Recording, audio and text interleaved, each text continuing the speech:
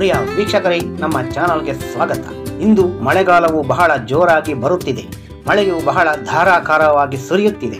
ಮಳೆಗಾಲ ಹೋಗಿ ಒಂದೆರಡು ತಿಂಗಳು ಕಳೆದ ಮೇಲೆ ಕುಡಿಯಲಿಕ್ಕೆ ನೀರೇ ಇರುವುದಿಲ್ಲ. ನೀರಿಗಾಗಿ ಹಾಹಾಕಾರ, ನೀರಿನ ಸಮಸ್ಯೆಗಳು ಎಲ್ಲೆಡೆಯೂ ಕೇಳಿ ಬರುತ್ತಿದೆ. ಇಂತಹ ಸಮಸ್ಯೆಗಳಿಂದ ದೂರವಾಗಲು ಜಲ ಸಂರಕ್ಷಣೆ, ಮಳೆ ಕೊಯ್ಲು ಮುಂತಾದ ವಿಚಾರಗಳನ್ನು ಅಳವಡಿಸಿಕೊಳ್ಳುವುದು ಬಹಳಷ್ಟು ಮುಖ್ಯವಾಗಿರುತ್ತದೆ. ಪ್ರಿಯ ವೀಕ್ಷಕರೇ,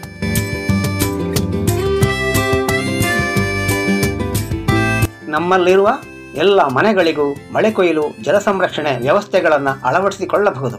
ಈ ರೀತಿ ಮಾಡಿಕೊಂಡು ಅಂತರ್ಜಲವನ್ನು ವೃದ್ಧಿ ಮಾಡಬಹುದು. ಅದು ಮಳೆ ಕೊಯ್ಲು, ಜಲ ಸಂರಕ್ಷಣೆ ಯಾವುದೇ ವಿಚಾರಗಳು ಇರಬಹುದು.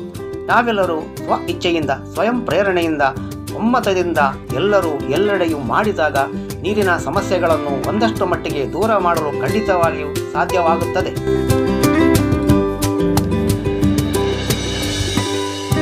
ಒಕ್ಕಡದ ಮಾಲತಿಯವರು ತಮ್ಮ ಮನೆಗೆ ಅಳವಡಿಸಿರುವ ಸರಳ ಮಳೆ ಜಲ ಸಂರಕ್ಷಣೆಯನ್ನು ಈ ವಿಡಿಯೋದಲ್ಲಿ ನೀವು ಕಾಣಬಹುದು. ತಮ್ಮ ಮನೆಗೆ ಸರಳ ಸುಲಭವಾಗಿ ಮಳೆ ನೀರು ಕೊಯ್ಲು ವ್ಯವಸ್ಥೆಯನ್ನು ಅಳವಡಿಸಿಕೊಂಡು ಆ ನೀರನ್ನು ಬಾವಿಗೆ ಮರುಪೂರಣ ಮಾಡಿ ಬಾವಿಯಲ್ಲಿ, ಭೂಮಿಯಲ್ಲಿ ಅಂತರ್ಜಲ ವೃದ್ಧಿಸುವ ಕಾರ್ಯದಲ್ಲಿ ತೊಡಗಿದ್ದಾರೆ. ಪ್ರಿಯ ವೀಕ್ಷಕರೇ,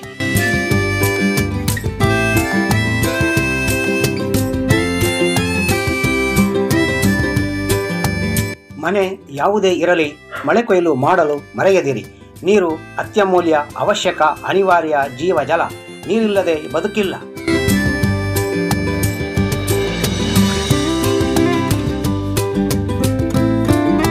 ಮಳೆ ಕೊಯ್ಲು ಫಿಲ್ಟರ್ಗೆ ಬಿದ್ದ ಮಳೆ ನೀರು ಪೈಪುಗಳ ಮೂಲಕ ಬಾವಿಯನ್ನು ಸೇರುವ ವ್ಯವಸ್ಥೆಯ ಒಂದು ನೋಟ.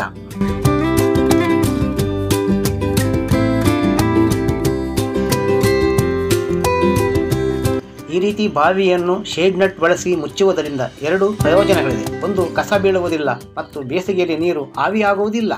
ಜೋರಾಗಿ ಮಳೆ ಬಂದಾಗ ಎಷ್ಟು ದೊಡ್ಡ ಪ್ರಮಾಣದಲ್ಲಿ ರಭಸವಾಗಿ ನೀರು ಬಾವಿಯ, ಭೂಮಿಯ ಒಡಲನ್ನು ಸೇರುತ್ತದೆ ಎಂಬುದನ್ನು ಇಲ್ಲಿ ನೋಡೋಣ. ಪ್ರಿಯ ವೀಕ್ಷಕರೇ,